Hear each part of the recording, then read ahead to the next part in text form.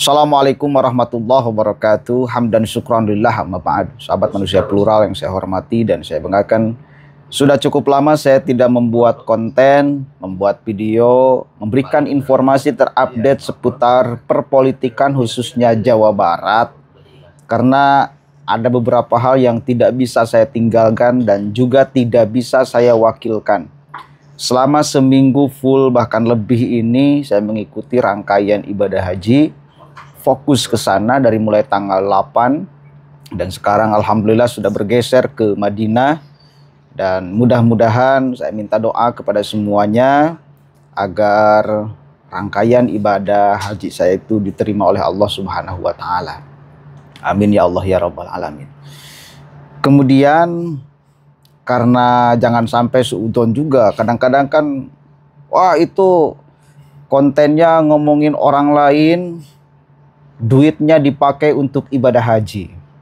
Jangan salah ya, namanya media sosial, konten, kritik, autokritik, apalagi kepada tokoh publik, itu bukan di dalam rangka menyebarkan aib. Kita mesti paham, ada dosa personal, ada dosa sosial. Yang boleh kita publikasi itu adalah yang berkenaan dengan sosial. Nah, kalau berkenaan dengan pribadi maka tak boleh kita sebarkan. Kalau yang berkenaan dengan publik itu sah kita sebarkan, tak jadi soal. Bukan bentuk dosa personal. Bahkan harus disebarkan bila ada pejabat-pejabat publik yang melakukan kekeliruan. Pahami dengan baik kalimat-kalimat itu. Mengkritik orang lain karena ucapannya itu juga sah, nggak jadi soal ya, karena perbedaan pendapat itu hal yang wajar, boleh kita ungkapkan. Silahkan aja masyarakat mau memegang pendapat yang mana, sah, apalagi di era digital. Maka selalu saya sampaikan kepada kalian semua, santri atau mahasiswa, silahkan keluarkan argumentasi kalian, apalagi para santri, monggo. Karena sudah banyak orang yang memanipulasi dirinya, ya, yang tidak pantas mengklaim dirinya sebagai ulama dan lain sebagainya, tetapi berperan sebagai ulama. Nah itu silahkan para santri keluar, ungkapkan keresahan-keresahan kalian di media sosial, sah itu. Nah, di dalam kesempatan ini untuk membuka selama beberapa hari saya tidak ngonten ini, saya tetap akan menyoroti persoalan Jawa Barat. Karena kebetulan saya tinggal di Jawa Barat dan saya akan lebih fokus ke sana. Artinya, saya sebagai putra daerah ingin berusaha untuk ikut andil di dalam memperbaiki wilayah yang saya duduki. Ya, kita punya gubernur sekarang yang luar biasa. Menurut saya, boleh sepakat atau tidak, ya, menurut saya punya keinginan, cita-cita, tekad, bahkan mengeluarkan kebijakan-kebijakan untuk kepentingan publik. Satu kali lagi, boleh sepakat atau tidak. Karena mungkin orang punya pikiran yang berbeda, punya pandangan yang berbeda, dan itu sah. Pikirannya boleh sama atau tidak, itu sah. Nah, bagi saya, kita punya gubernur itu sekarang sedang benar-benar fokus memperbaiki banyak halnya di Jawa Barat.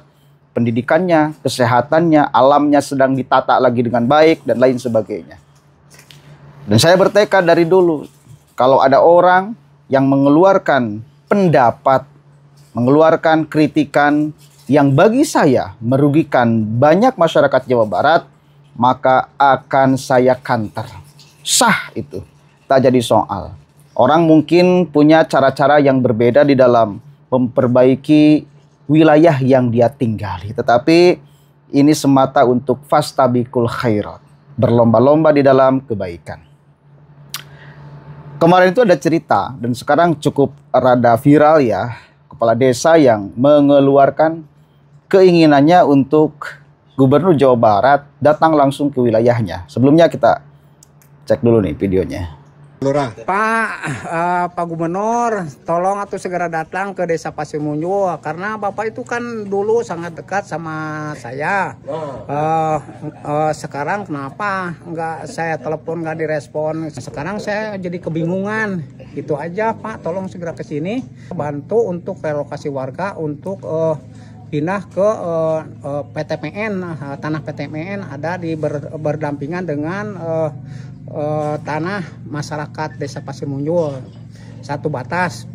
Tolonglah segera dibantu untuk disahkanlah tanah yang saya inginkan karena di atas itu saya air sudah ada, tinggal nyambung selang karena kemarin waktu saya dapat DAK dari provinsi saya udah ngebor. Alhamdulillah saya di situ ada 120 kpm saya udah kebagikan. Mungkin sekarang kalau ada ya relokasi di sini bisa bertambah, tinggal saya nyambung, airnya sudah ada, tinggal pembangunannya aja Bapak meneruskan. Dan itu tanahnya tolong segera disahkan lah, intinya saya punya surat untuk dibangun di sekitar tanah PTPN itu. Terima kasih. Terima kasih, hatur nuhun. Kadang Pak Kades tekenging daek disetir ku batur pi orang nyarios nama. Ngomong gitu di dinas usaha. Pak Bupati. Oh, ditika. Ngomongnya sedang ngomong gitu. Nah, itu ketika sedang bersama Bapak Ono Surono. Dan kepala desa itu ngeklaim bahwa dirinya disuruh oleh Pak Ono. Lah artinya apa? Bahwa ini hanya semata untuk kepentingan politik Bapak Ono Surono. Kita tahu sama-sama beliau secara politik di mana, ya, paham kan?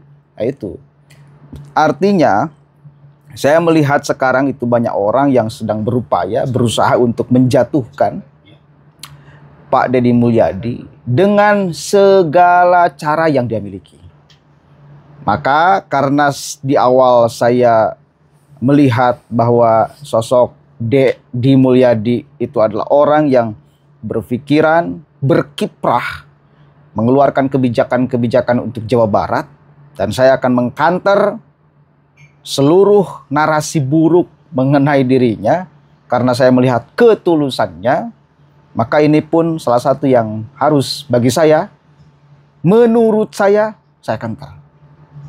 Nah, kita sebagai masyarakat mesti cerdas. Ini orang ini ngomong gara-gara kepentingan politik atau gara-gara ideal karena di wilayahnya mengharuskan gubernur datang mengeluarkan kebijakan untuk problem di wilayah itu selesai.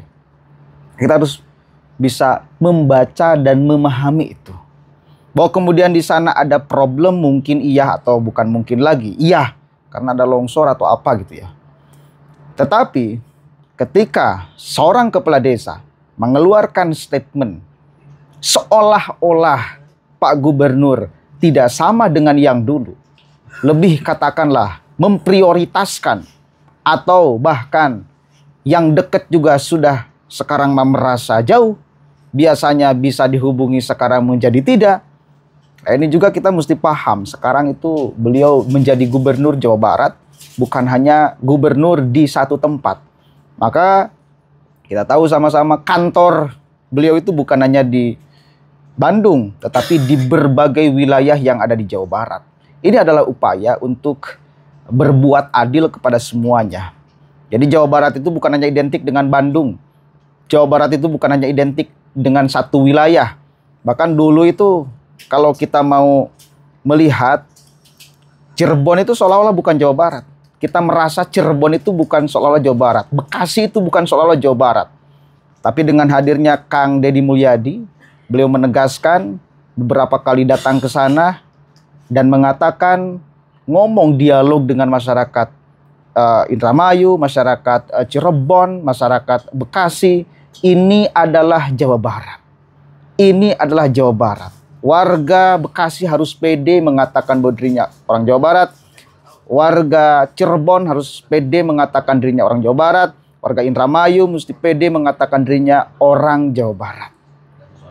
Begitulah faktanya. Jadi beliau itu hadir bukan menganaktirikan sebuah wilayah, tetapi menganak emaskan semua wilayah yang ada di Jawa Barat.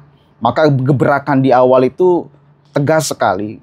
Urusan hibah pesantren aja, karena semua bertumpuk berada di Garut, bertumpuk berada di Tasik, di Garut 80%, 10% berada di Tasik, maka beliau tidak menandatangani uang hibah itu, dan orang banyak yang menarasikan bahwa beliau benci pesantren. Padahal enggak. Ini merupakan bentuk keadilan kepada semuanya. Tidak adil rasanya kalau uang hibah itu numpuk di Garut 80%, 10% berada di Tasik, dan 80% 10% nyebar ke setiap wilayah yang ada di Jawa Barat. Ini tidak fair, ini tidak adil, maka beliau tidak menandatangani itu. Tidak hatena teh teu merean gitu loh ya. Ingin menandatangani, mencairkan hibah yang tidak merata di setiap wilayahnya. Padahal di Tasik ada pesantren, di Ciamis ada pesantren, di Indramayu ada pesantren, di mana-mana ada pesantren di setiap wilayah yang di Jawa Barat. Tetapi kok bisa yang dapat bantuan 80% numpuk di Garut dan 10% numpuk di Tasik. Ini tidak fair, ini tidak adil. Maka beliau dengan berani mencoret anggaran dana hibah itu. Sekali lagi, kita punya gubernur itu berupaya untuk membuat adil kepada semuanya dengan kebijakan yang beliau miliki. Lalu kalau ada yang menarasikan jelek, ya saya akan berusaha untuk membela dong. Karena bagi saya, ya itu adalah pemimpin yang ideal. Kalau pemimpin yang ideal, berbuat ideal, kebijakannya pun ideal, maka sudah seharusnya masyarakat Jawa Barat mendukung dan membelanya. Terlepas dari pro kontra, namanya urusan politik. Assalamualaikum warahmatullahi wabarakatuh. Tapi bagi saya orang Jawa Barat, saya memahami apa yang beliau lakukan, kita harus membelanya. Begitu bos. Cukup ya, ini saya sudah sangat bijak sekali, kepalanya udah botak pak.